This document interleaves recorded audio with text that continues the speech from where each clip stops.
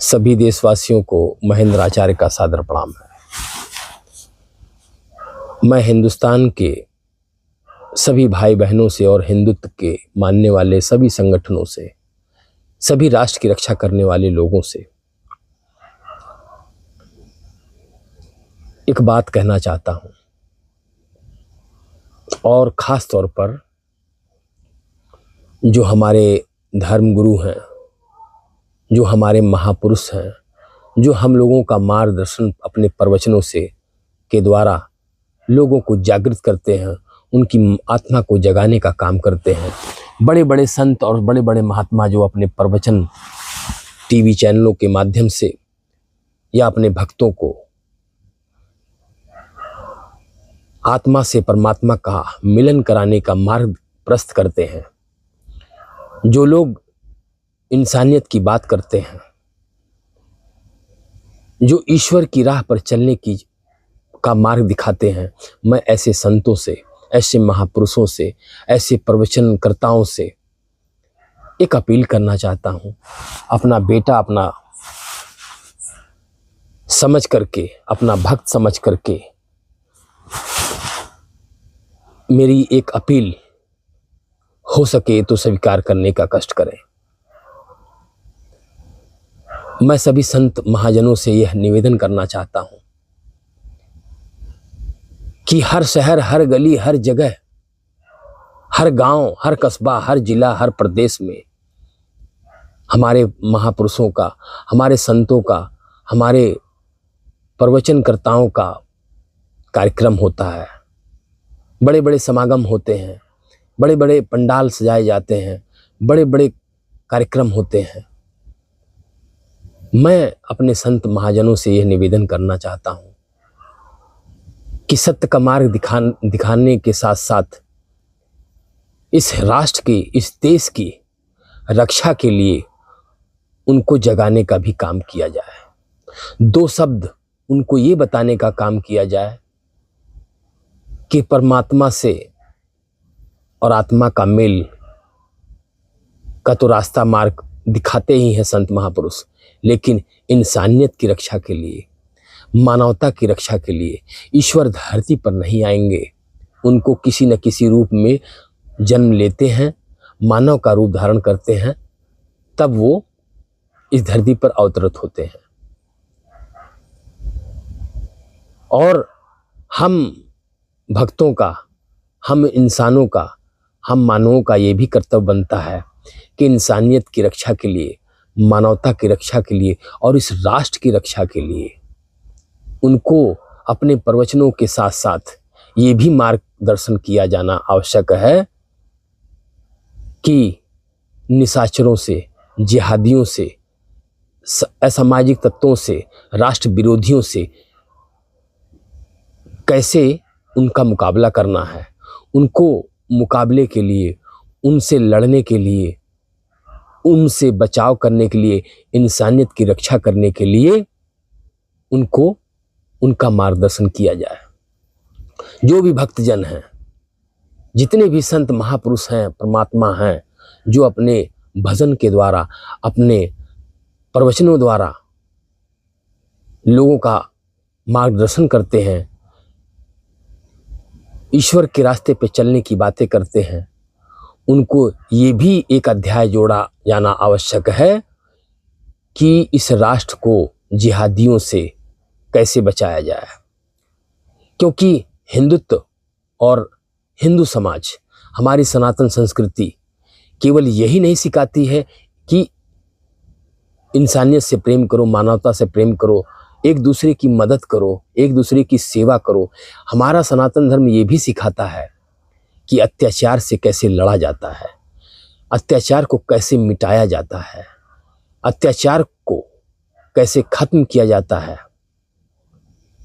और विधर्मियों से कैसे लड़ा जाता है। उस पर भी मैं अपने साधु संतों और महात्माओं से ये निवेदन करना चाहता हूँ कि वो अपने प्रवचनों में एक अध्याय बकायदे, क्योंकि हिंदुत्व इतना सहिष्णुता हो गया है कि वो एक चींटी मारने से भी डरता है। लेकिन अगर कोई इंसानियत को चोट पहुंचाता है, जो मानवता को चोट पहुंचाता है, उसके लिए भी उनको जागरूक करने की आवश्यकता है। इनको लड़ना सिखाना होगा। अत्याचार को सहना नहीं है, उसको रोकना सिखाना होगा। किसी मजलूम की मदद करने के लिए उसको खड़ा होना होगा। लेकिन हमारा समाज, हिंदू समाज तमाशबीन हो गया है, एकदम कायर हो गया है। मैं अपने संतों से कहना चाहता हूं कि उनकी कायरता का ये जंग, उनके शरीर में जो लगा हुआ जंग है कायरता का, उनकी आत्मा का जो जंग है, जो कायरता का जंग लग चुका है, उसको मिटाने का काम हमारे संत महापुरुष महाजन लोग करें। तो मेरा यही एक अपील है। ये समझने की आवश्यकता है। आपका मार्गदर्शन, आप सभी साधु संत महापुरुषों का, क्योंकि अगर हिंदू ही नहीं रहेगा, हिंदुत्व ही नहीं रहेगा, हिंदुस्तान फिर से उसी ढर्रे पर 800 साल पुरानी ढर्रे पे अगर चला जाएगा, तो न तो भक्त रहेंगे और न कोई गुरु रहेगा, न कोई संत रहेगा, न कोई महात्मा रहेगा, न कोई भक्त रहेगा, न कोई इंसानियत रहेगी। इतिहास लोग देख रहे हैं और देखे हैं। 800 साल जो जुल्म केवल इसलिए हुआ क्योंकि हिंदू कायरता का चोला ओढ़े रहता है। जब तक ये चोला उखाड़ के फेंकेगा नहीं, तब तक इंसानियत का कत्लेआम होता रहेगा। हम लोग तमाम समाचारों में, टीवी चैनलों पर तमाम देखते हैं। सन 47 में कत्लेआम हुआ, सन 46 में कत्लेआम हुआ, 35 में हुआ, 71 में हुआ, 65 में हुआ, बंगाल में हुआ, संभल में हुआ, बरेली में हुआ, सहारनपुर में हुआ, कश्मीर में हुआ, हैदराबाद में हुआ, ये कहाँ कहाँ नहीं हुआ। और केवल एक बात सुनाई देता है कि इतने हजार हिंदू वहाँ काट दिए, इतने हजार हिंदू वहाँ काट दिए। हम सन याद रखते हैं, कितने हिंदू मारे गए ये याद रखते हैं, लेकिन कभी ये याद नहीं करते कि जो जुल्म करने वाले अताताई हैं, जिहादी हैं, उनसे कैसे लड़ना चाहिए, उनका मुकाबला कैसे करना चाहिए।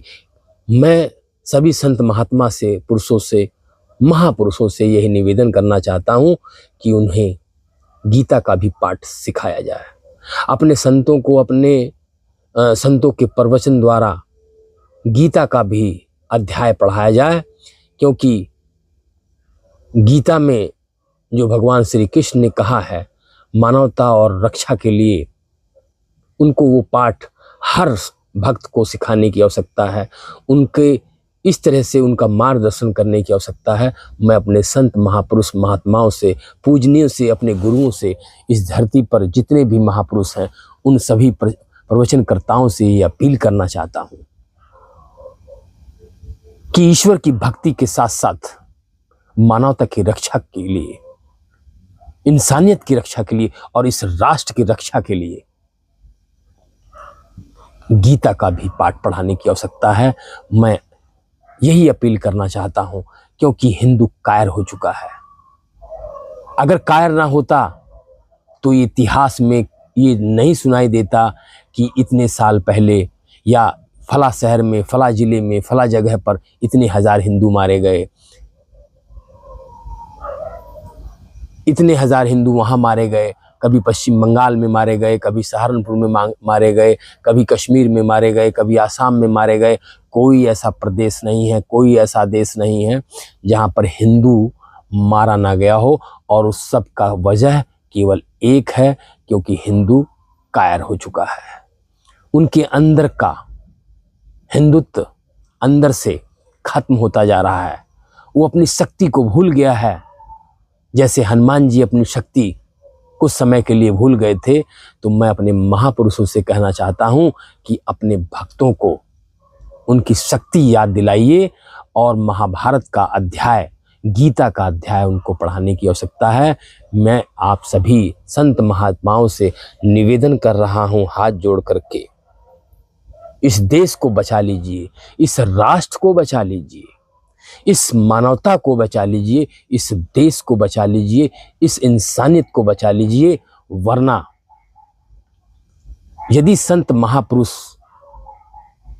गुरु, साधु, संत, महात्मा, प्रवचन करता, यदि उन्होंने राष्ट्र के बचाव के लिए उनका भक्तों का मार्गदर्शन नहीं किया, तो ये आप समझ लीजिए फिर हिंदुस्तान को कोई बचा नहीं सकता है। फिर आप 800 साल पहले मुगलों के शासन काल की तरफ जा रहे हैं। इसलिए अगर इस राष्ट्र को, इस देश को कोई बचा सकता है, इस राष्ट्र को विश्व गुरु कोई बना सकता है, इस राष्ट्र को जिहादियों से के चंगुल से बचा सकता है, निशाचरों से और अत्याचारों से अगर मुक्त करा सकता है, तो वो केवल हमारे देश के, हमारे विश्व के, हमारे धरती पर जन्मे संत महापुरुष, महाप्रवचनकर्ता जो हैं, वही इस राष्ट्र को बचा सकते हैं। अन्यथा ये राष्ट्र, जो हिंदू राष्ट्र का सपना लोग देख रहे हैं, वो कभी पूरा नहीं होगा। क्योंकि जब तक कायरता है हिंदू नहीं छोड़ेगा, तब तक उसका कत्लेआम होता रहेगा। क्योंकि और आज भी हो रहा है।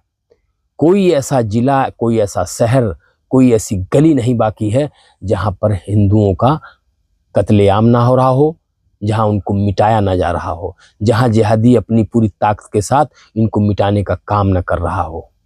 निशाचरी शक्तियां, राष्ट्र विरोधी तत्व राष्ट्र को मिटाने के लिए तमाम तरह की योजनाएं चला करके कत्लेआम कर रहे हैं, और हिंदू केवल तमाशा देख रहा है, अपना पेट भर रहा है, अपना सिर्फ सुख और वैभव देख रहा है। उसको ये नहीं पता कि जो घर, मकान, दुकान आप बना रहे हैं, जो खेत खलियान, जो संपत्ति आप जमा कर रहे हैं, वो जिहादियों के लिए कर रहे हैं, अपने लिए नहीं कर रहे हैं, अपने आने वाली पीढ़ी के लिए नहीं कर रहे हैं। कब समझ में आएगा? इसीलिए मैं समाचार देखता हूँ, तमाम खबरें सुनता हूँ, हर चीज़ पर नज़र रहती है, सोच सोच के दिल फटा जाता है। मैं इसीलिए अपने संत महापुरुषों से, अपने साधु संतों से ये अपील चाहता हूँ, उनका आशीर्वाद चाहता हूँ कि अपने प्रवचनों में संतों द्वारा गीता का भी अध्याय, राष्ट्र की रक्षा के लिए उनको लड़ने का तरीका और उनको रक्षा करने का तरीका, न्याय का तरीका, इंसानियत को बचाने के लिए उनको खड़ा होना होगा, वो रास्ता आप सभी साधु संत महात्मा मार्गदर्शन करें। मैं इसी के साथ हर हर महादेव, जय